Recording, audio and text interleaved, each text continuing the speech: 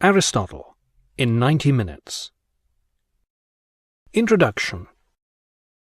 Aristotle was perhaps the first and the greatest of all polymaths.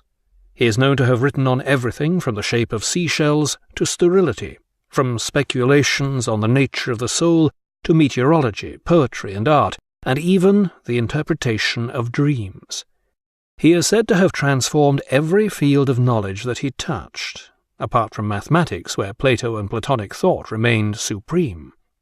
Above all, Aristotle is credited with the founding of logic.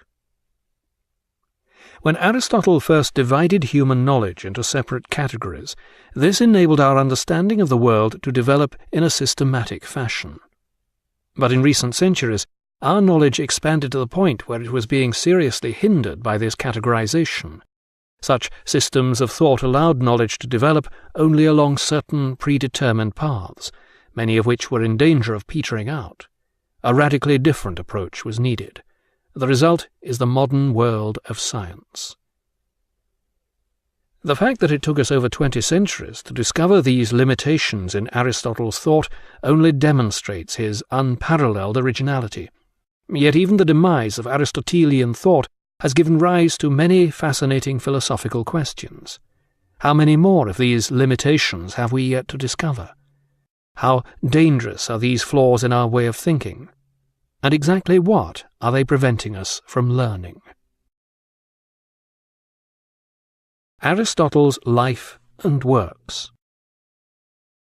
On a promontory above the village of Stagira in northern Greece stands a rather uninspired modern statue of Aristotle. Its expressionless face gazes out over the lumpy, wooded hills toward the distant blue Aegean.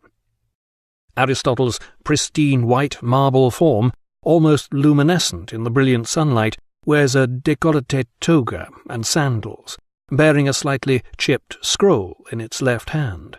This damage is said to be the work of a souvenir-hunting Argentinian philosophy professor. Carved into the plinth, in Greek, are the words, Aristotle the Stagirite. Aristotle was born in Stagira, but despite the statue, he wasn't born in the modern village of Stagira. According to the guidebook, he was born in nearby ancient Stagira, whose ruins are still visible.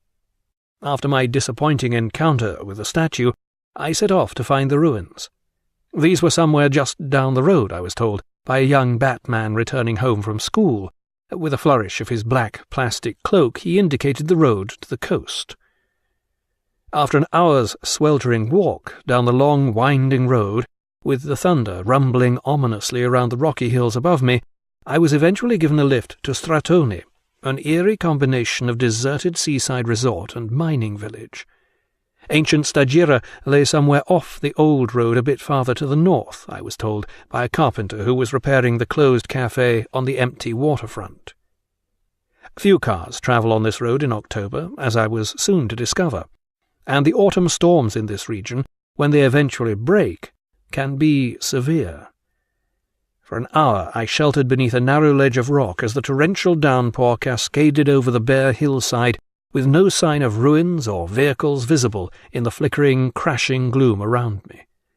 Soaked to the skin, I raged to myself about the statue of Aristotle which had led me to Stagira, the wrong Stagira.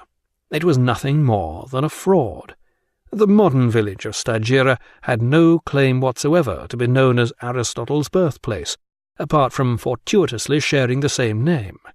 Why, by the same token, they might just as well erect a statue of Joan of Arc in New Orleans. Aristotle was born in 384 BC at ancient Stagira in Greek Macedonia.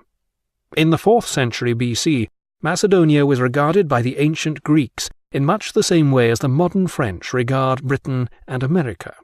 But Stagira was not beyond the pale of civilization. This was a small Greek colony founded by the Aegean island of Andros. Aristotle's father, Nicomachus, had been personal physician to Amyntas, the king of Macedon, and grandfather of Alexander the Great. As a result of this connection, which had ripened into friendship, Aristotle's father seems to have become a rich man, acquiring estates around Stagira and elsewhere in Greece. The young Aristotle was brought up in an atmosphere of medical learning, but his father died when he was still young. Aristotle was then taken to Atanius, a Greek city on the coast of Asia Minor, where he was brought up by his cousin Proxenus. Like many an heir to a fortune, Aristotle soon began spending his inherited cash in determined fashion. According to one story, he blew the lot on wine, women, and song, and ended up so broke that he was forced to join the army for a spell. After this, he returned to Stagira, where he took up medicine. Then, at the age of 30, he gave it all up and set off for Athens to study at the academy under Plato, where he remained for 8 years. Later medieval hagiographers, determined to turn Aristotle into a saintly character, tended to ignore or discount these unthinkable calumnies. And sure enough, there is another version of Aristotle's early manhood. According to this rather more boring, but admittedly rather more credible story, Aristotle went straight to the academy at the age of 17. Yet even some of the sources for this story allude to a brief playboy interlude. Either way, Aristotle soon settled down to a period of intense study at the academy, quickly establishing himself as the finest mind of his generation. Initially, he was a student, but he was soon invited to become one of Plato's colleagues. It seems that, to begin with, Aristotle worshipped Plato. He certainly absorbed all the Platonic doctrine that was taught at the academy, and his own philosophy was to be firmly grounded in its principles.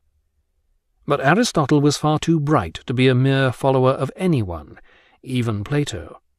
When Aristotle discerned what appeared to be a contradiction, or, heaven forbid, a flaw in the works of his master, he felt it his intellectual duty to point this out.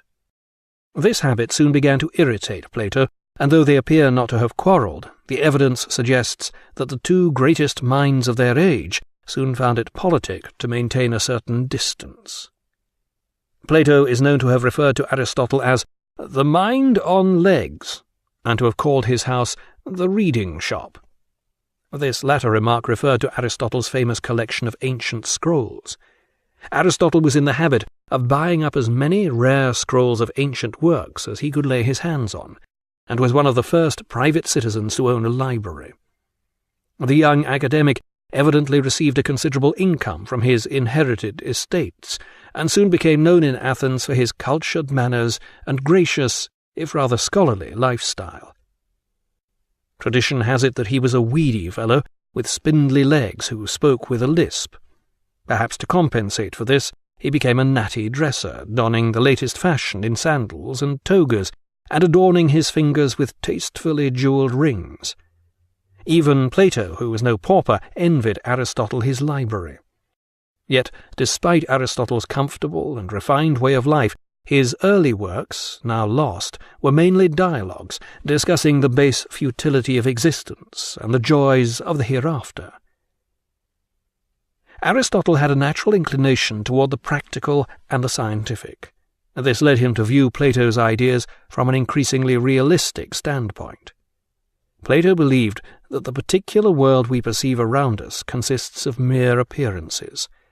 The ultimate reality lies in a further world of ideas, which resemble forms or ideals.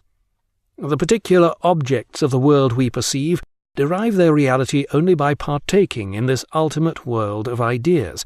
Thus, a particular cat, such as the black one I can see lying on the chair, is only a cat because it partakes in the ultimate idea, or form, of cattiness, and it is only black in so far as it partakes in the idea, or ideal, of black. The only true reality lies beyond the world we perceive, in this ultimate realm of ideas. Where Plato's approach to the world was essentially religious, Aristotle's tended toward the scientific. This made him disinclined to dismiss the world around us as unreal, but he did continue to divide things into primary and secondary substances. Except that for Aristotle the primary substances were the particular objects of the world, and the secondary substances were the ideas or forms. Initially he dithered about which of these substances was in fact the ultimate reality, partly out of respect for Plato. His old teacher had, after all, suggested this conception in the first place. But gradually Aristotle became more and more convinced that he was living in the real world, and he shifted away from Plato's view. Over the years, maths. He is known to have written on everything from the shape of seashells to sterility, from speculations on the nature of the soul to meteorology, poetry, and art, and even the interpretation. Aristotle is credited with the founding of logic.